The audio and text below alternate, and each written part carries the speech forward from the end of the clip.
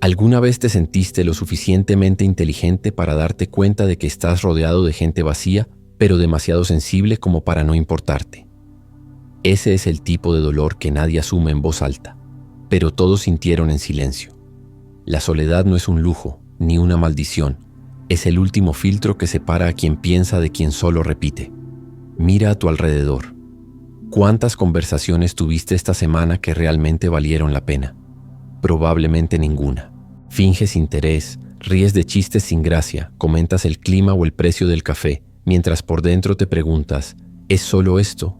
Este es el mundo. Y cuando te das cuenta de que la mayor parte de las interacciones sociales es solo una vitrina, gente compitiendo por atención, disputando quién parece más feliz mientras se deshace por dentro, la soledad deja de ser elección. Se vuelve supervivencia. Pero aquí viene la paradoja. Ese dolor no es señal de falla. Es señal de lucidez. El vacío que sientes no es enfermedad, es respuesta. La tristeza no es bug, es el programa funcionando bien en un sistema roto. Este video no te va a curar, pero tal vez te dé algo mejor. Claridad. Hablemos de esto. La soledad no es un acontecimiento súbito. No cae sobre ti como un rayo en cielo despejado. Llega despacio, primero como una sensación de extrañeza, una incomodidad casi imperceptible que se infiltra en las grietas de lo cotidiano. Es cuando estás en una mesa rodeado de gente y te das cuenta de que nadie ahí realmente se escucha. Es cuando te sorprendes sonriendo mecánicamente ante comentarios banales, sintiendo al mismo tiempo una distancia abismal entre lo que se habla y lo que piensas. Poco a poco, esa distancia crece hasta volverse un abismo. Y ahí es cuando la soledad deja de ser accidente y se revela como elección involuntaria. El mundo moderno tiene pavor del silencio. Lo asocia al fracaso, la soledad a la derrota. Desde temprano aprendemos a creer que estar solo significa ser rechazado.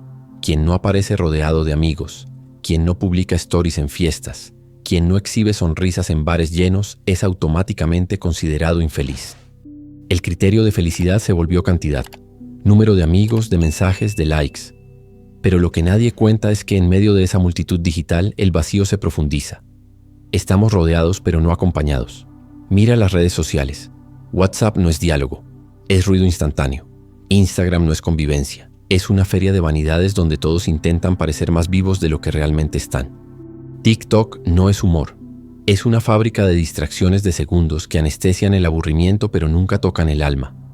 Estamos rodeados de hologramas, sombras de personas, versiones editadas y filtradas que más esconden de lo que revelan.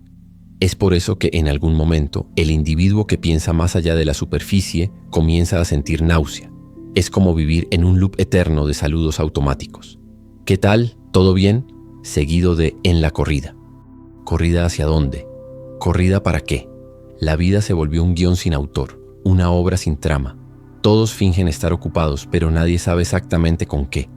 La soledad en ese escenario deja de ser derrota y se vuelve huida necesaria. Y esa es la paradoja. Para muchos, la soledad no es elección, es autopreservación, porque convivir con la masa exige bajar el nivel de la conversación, reducir la complejidad de la mente, fingir interés en banalidades. Convivir es empequeñecerse, y hay quienes simplemente no aceptan pagar ese precio. El resultado es el alejamiento. Schopenhauer decía que la soledad es la suerte de los espíritus excepcionales, no porque sean mejores, sino porque son más frágiles ante la mediocridad. Estar rodeado de la masa duele más que estar consigo mismo. El ruido de las voces vacías hiere más que el silencio de la mente. Y aquí entran los ejemplos históricos, casi como testigos de defensa de la soledad. Nikola Tesla prefería la compañía de las palomas. A primera vista parece excentricidad ridícula, pero después de pasar 15 minutos en cualquier red social, su lógica parece cristalina. Isaac Newton se encerró durante la peste y en el aislamiento elaboró las leyes que sostienen la física moderna. Emily Dickinson vivió recluida en su habitación y escribió más de 1000 poemas que aún hoy atraviesan los siglos. Estos ejemplos no son coincidencia, son patrón. Y sin embargo, la sociedad tiene una hipocresía peculiar. Rechaza al genio mientras respira, pero lo transforma en monumento después de que muere. Mientras vivo, es raro, antisocial, alienígena. Después de muerto, es genio incomprendido. La soledad de estas figuras nunca fue falla de carácter, fue defensa. Pero no te engañes, El aislamiento protege pero también pesa, porque pensar demasiado es veneno lento. Quien ve demasiado no puede cerrar más los ojos. Quien se da cuenta de que la mayor parte de las relaciones es vacía, que la política es teatro, que la vida social es una danza de máscaras, no puede divertirse más con la escenificación. Es en este punto que muchos se hunden. Nietzsche, con su visión brutal del hombre, terminó solo y demente. Kierkegaard, el pensador de la angustia, murió amargado. Tesla murió abrazado a una paloma, caricatura trágica de su propia soledad. La lucidez cobra caro. Pagas con la propia cordura emocional. Y tal vez sea aquí donde se abre la primera gran fisura. Porque si la soledad protege pero también corroe, ¿qué queda? El riesgo es inevitable. Vivir en la masa es morir ahogado en superficialidad. Vivir en el aislamiento es morir de sed en un desierto interno. No hay elección sin dolor, pero tal vez exista una salida intermedia. El desapego filosófico. El arte de estar en el mundo sin ser devorado por él. Es el gesto de participar de la fiesta sin creer en ella, de asistir al asado y sonreír, pero por dentro observar todo como si fuera un experimento social. Es ir al trabajo e intercambiar conversaciones banales, pero por dentro preservar la mente como un espacio sagrado. Es una duplicidad estratégica, cuerpo presente, alma en retiro. Schopenhauer llamaba a esto distanciamiento filosófico. No es arrogancia, no es misantropía barata, es supervivencia. El pensador sabe que pelear con el barro es inútil. Más sabio es aprender a caminar con un escudo invisible. El cínico se desgasta atacando al mundo. El lúcido observa y ríe en silencio. Este desapego no anula la soledad, pero la transforma. El aislamiento deja de ser celda y se vuelve taller. El silencio ya no es ausencia, sino materia prima. Es en ese espacio donde nace la creación verdadera. Beethoven compuso sinfonías sordo y solitario. Dickinson escribió poemas sin audiencia. Newton reinventó el universo en una habitación cerrada. No fue a pesar de la soledad, fue a través de ella. La soledad creativa no es cómoda, es dolorosa. Te obliga a encarar tus propios fantasmas, te hace sentir idiota antes de sentirte brillante. Pero solo quien atraviesa ese desierto descubre oasis. La mayoría no soporta, prefiere la distracción. Pero la distracción nunca genera nada auténtico. El ruido solo reproduce, el silencio crea. Y aquí está la síntesis. La genialidad no grita, susurra.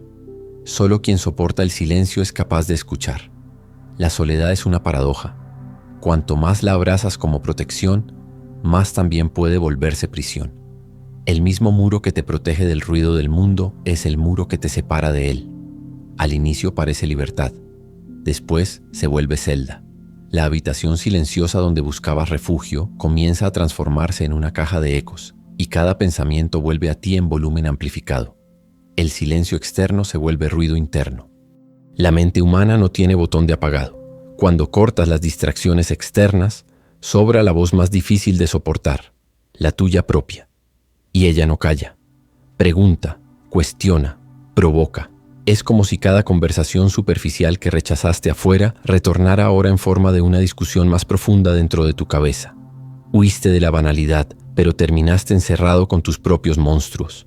Y esos monstruos tienen nombres familiares: ansiedad, comparación, insatisfacción. Te visitan de madrugada, en el momento en que el mundo finalmente silencia. Es cuando te acuestas y en vez de descansar, comienzas a repasar cada detalle de la vida como si fuera una película sin final. ¿Por qué el mundo parece vacío? ¿Por qué las personas aceptan tan poco? ¿Por qué no puedo fingir que todo está bien? Esa es la maldición de la lucidez, ver lo que los demás no ven, y pagar el precio de no poder dejar de ver. El ignorante no sufre porque no percibe el problema. El lúcido sufre porque percibe demasiado. Es como vivir en alta definición en un mundo programado para la baja resolución.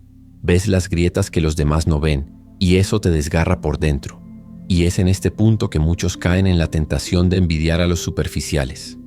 Porque seamos honestos, debe ser un alivio genuino poder divertirse con chistes previsibles, con chismes banales, con el brillo falso de las fiestas. La ignorancia no es solo bendición, es anestesia. Solo que una anestesia que tiene plazo de vencimiento y que cobra caro cuando pasa. Pero aquí viene el giro. Es justamente en esa incomodidad que nace la creación. El silencio que parece intolerable es el mismo que abre espacio para algo nuevo, Beethoven, sordo, compuso sinfonías que hasta hoy hacen temblar al universo. Emily Dickinson, enclaustrada, escribió poemas que aún atraviesan generaciones. Newton, aislado durante la peste, formuló las leyes del movimiento. Estas obras no nacieron a pesar del silencio, sino gracias a él. La sociedad moderna, sin embargo, tiene horror al silencio. No porque sea vacío, sino porque es peligroso. Es en el silencio donde surgen las ideas que cuestionan, que deconstruyen, que desafían. Y nada amenaza más al orden que alguien que piensa. Es por eso que somos bombardeados por distracciones. Música en todos los lugares, notificaciones incesantes, series en autoplay. El objetivo no es entretener, es impedir que pienses. El verdadero enemigo del sistema no es el rebelde ruidoso, sino el solitario silencioso. Porque quien aguanta estar solo aguanta ver. Y ver es una maldición disfrazada de don. Te das cuenta de que la vida social no es conexión, sino huida. Que muchos encuentros no son sobre intercambio, sino sobre disfraz. Que los amigos están más preocupados con selfies que con el alma propia. Cuando esa ficha cae, no hay retorno. No puedes volver a creer en la escenificación. Y entonces viene la crisis. Comienzas a pensar, ¿será que el problema soy yo? ¿Será que estoy roto, incapaz de disfrutar la vida como todos parecen disfrutarla? La respuesta es dura, pero liberadora. No. Tú solo ves más. Y ver más es cargar peso extra. La soledad en este punto deja de ser ausencia y se vuelve espejo. Refleja no solo el mundo, sino a ti mismo. Y esa visión puede ser insoportable, porque muestra tus fallas, tus contradicciones, tu vulnerabilidad. Muestra lo que intentas esconder con distracciones. Y encarar ese reflejo es doloroso, pero también es la única oportunidad de autenticidad. Ese es el dilema. La soledad puede romperte, pero también puede construirte. Es espada de doble filo. Usada contra ti se vuelve prisión. Usada a tu favor se vuelve taller. Es en este punto que entra el desapego filosófico. La habilidad de estar en el mundo sin ser devorado por él.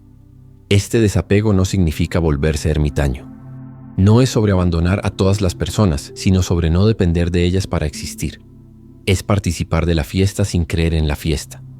Es ir al asado, sonreír, preguntar por el perro de la tía, pero por dentro observar todo como quien ve una obra de teatro. Actúas, pero no te pierdes en el papel. Schopenhauer llamaba a esto distanciamiento filosófico. Es vivir entre mortales sin volverse zombie. Es la habilidad de usar la máscara social sin olvidar quién eres detrás de ella. El cínico ataca al mundo y se desgasta. El lúcido observa al mundo y se preserva. La diferencia es sutil pero decisiva. Uno se consume por la rabia, el otro se mantiene por el silencio. Este desapego es la línea delgada entre cordura y locura, porque pensar demasiado ya es una carga pesada. Si además de eso intentas corregir al mundo entero, serás aplastado. La clave no es intentar cambiar el barro, sino no dejar que te salpique. No es pelear con la futilidad, es no dejar que te contamine. La soledad entonces se transforma en espacio de creación. Ya no celda, sino taller secreto. Es en el silencio donde organizas el caos, donde das forma a lo que parecía imposible. Ahí puedes equivocarte sin audiencia, puedes probar sin juicio, puedes fallar sin testigos. Es un espacio bruto pero fértil. La sociedad exige espectáculo, pero la creación exige recogimiento. El ruido del mundo nunca dio origen a nada profundo. Toda gran obra nació del silencio. No existe filosofía escrita en medio de la fiesta. No existe sinfonía compuesta en mesa de bar. El ruido es enemigo de la profundidad. Y eso es lo que separa a los creadores de los repetidores. El creador soporta el silencio hasta que se transforma en algo. El repetidor huye del silencio y se aferra a las distracciones.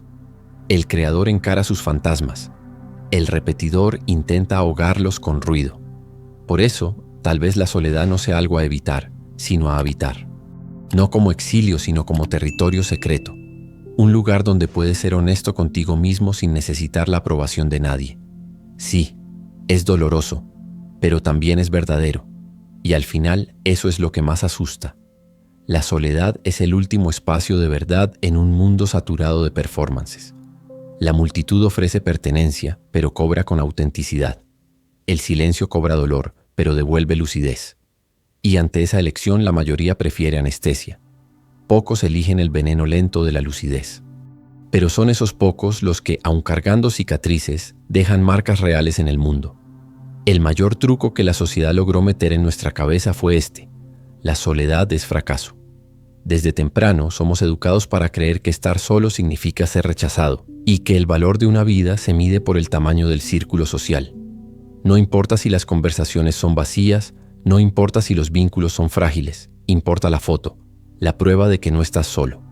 Es casi un dogma moderno. Sonreír rodeado de gente es éxito, sonreír solo es sospechoso.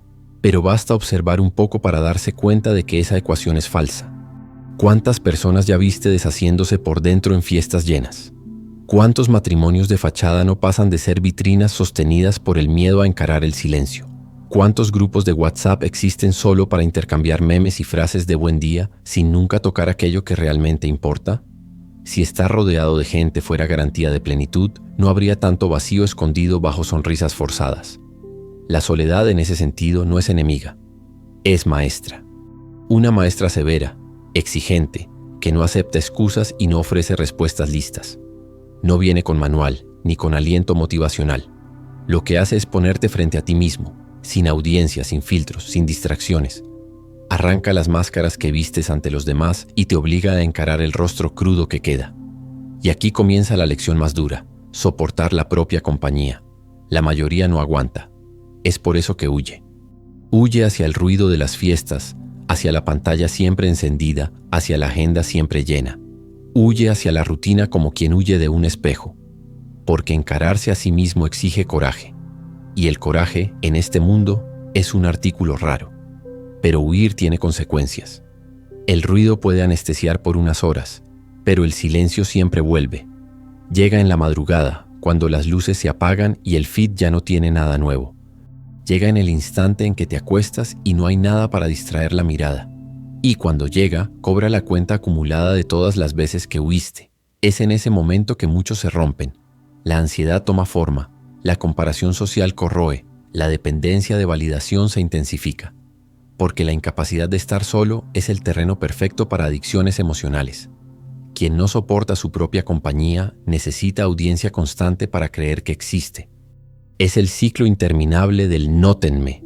La ironía es cruel. Dicen que el ser humano es social por naturaleza, pero olvidan que antes de ser social necesitas ser entero. Si no aguantas tu propia presencia, nunca te sentirás completo en presencia de otros. El resultado es obvio: relaciones codependientes, amistades superficiales, vidas gastadas intentando llenar un vacío que nunca fue entendido. Y es aquí donde la soledad muestra su verdadero rostro, no como castigo, sino como condición de madurez. Quien no pasa por ella no madura. Quien no la soporta nunca descubre lo que es realmente suyo. El vacío no es ausencia, es materia prima. Tanto puede corroerte como puede esculpirte. Claro, hay un riesgo. El mismo aislamiento que puede construir también puede destruir. La línea es delgada. La habitación silenciosa puede ser laboratorio o puede ser celda. El silencio puede ser cuna de ideas o puede ser tumba de fantasmas. Esa ambigüedad es la maldición de quien piensa demasiado, porque cuanto más profundo cavas, más cerca llegas del abismo. Es por eso que tantos pensadores caminaron al borde de la locura. Nietzsche, que se atrevió a enfrentar su propia soledad hasta el límite, terminó roto. Kierkegaard, el filósofo de la angustia, murió sumergido en amargura. Tesla terminó abrazado a una paloma, símbolo grotesco del aislamiento llevado al extremo. El mismo silencio que protege es el silencio que puede aplastar. Pero tal vez el error esté en pensar la soledad solo como exilio. Tal vez necesite ser pensada como territorio. No un lugar para perderse, sino un lugar para habitar. No un castigo, sino una elección consciente. El problema no es estar solo, es no saber qué hacer con el vacío. El vacío, cuando aceptado, se vuelve fértil. Es espacio para reflexión, para creación, para autenticidad. Te obliga a dejar caer las distracciones y sumergirte en lo que queda. Y lo que queda muchas veces es doloroso, pero también es verdadero. La soledad no perdona a nadie del dolor, pero devuelve algo que el ruido nunca da: lucidez. Y lucidez, por más cruel que sea, es siempre preferible a la anestesia, porque la anestesia puede postergar el dolor, pero también posterga la vida. La lucidez duele pero libera. Muestra que buena parte de las relaciones son vacías, que el sistema está manipulado, que las personas viven anestesiadas por dopamina barata. Pero, al mostrar, da la oportunidad de elegir otro camino. La sociedad odia ese tipo de elección, porque quien aprende a habitar la soledad ya no necesita las distracciones vendidas como necesidad. Quien soporta el silencio no necesita consumo compulsivo, no necesita validación digital, no necesita el circo constante de novedades. Esa persona es libre, y la libertad es demasiado peligrosa para ser popularizada. Es por eso que la soledad es demonizada. Es más seguro etiquetar al solitario como raro que encarar el hecho de que tal vez esté viendo algo que los demás no quieren ver. Es más fácil reírse de quien prefiere el silencio que arriesgarse a escuchar lo que el silencio tiene que decir. Pero aquí está el punto final de este razonamiento. Tal vez la soledad sea el último espacio donde aún existe verdad. La multitud se volvió espectáculo. La convivencia se volvió performance. La pertenencia se volvió mercado. El silencio, aún doloroso, sigue siendo auténtico, y por eso continúa siendo el hogar de los espíritus libres. No porque sea fácil, no porque sea agradable, sino porque es real. Y en un mundo donde todo es escenificación, lo real se volvió el mayor de los privilegios. La soledad es espada de doble filo. Por un lado corta el exceso, separa lo esencial de lo superfluo, abre espacio para lo que es verdadero. Por el otro, también puede herir, corroer y dejarnos sangrando en silencio. Es por eso que tanta gente teme quedarse sola. No porque la soledad sea vacía, sino porque es honesta. Arranca los filtros, desmonta los escenarios, muestra la verdad desnuda que nadie quiere encarar. En el fondo, esa es la lección que atravesó todo lo que hablamos. La soledad no es ausencia de personas, es ausencia de superficialidad. No es castigo, es filtro. No es enfermedad, es respuesta. Y si duele, es porque todavía estás demasiado vivo como para anestesiarte en el ruido. Sí, existe un precio. Pensar demasiado es veneno lento. Ver demasiado es cargar peso extra. No se puede volver a divertirse con las escenificaciones sociales después de que te diste cuenta de que todo no pasa de ser teatro. Pero tal vez sea mejor cargar ese peso que vivir con los ojos cerrados. Nietzsche enloqueció. Kierkegaard murió amargado. Tesla terminó abrazado a una paloma. Es verdad. Pero ¿qué sería del mundo sin los locos, los amargos y los solitarios? Sin ellos solo quedaría el ruido. Y el ruido no construye nada. El silencio construye. Por eso no te hagas ilusiones. Vivir consciente nunca será fácil. Es caminar entre la lucidez y el dolor, entre el vacío y la creación, pero también es la única forma de ser libre. La soledad, cuando bien habitada, no es prisión, es territorio. Es el espacio donde te reconstruyes, donde la creatividad florece, donde la autenticidad respira. No porque vaya a ser ligero, no porque vaya a ser simple, sino porque será tuyo. Entonces la próxima vez que el silencio golpee, no corras. No intentes ahogarlo con ruido ni llenarlo con distracciones. Siéntate con él. Escucha lo que tiene que decir. Tal vez duela, pero el dolor es solo la prueba de que aún existe vida en ti. Ahora lo sabes, y saber, aunque duela, libera.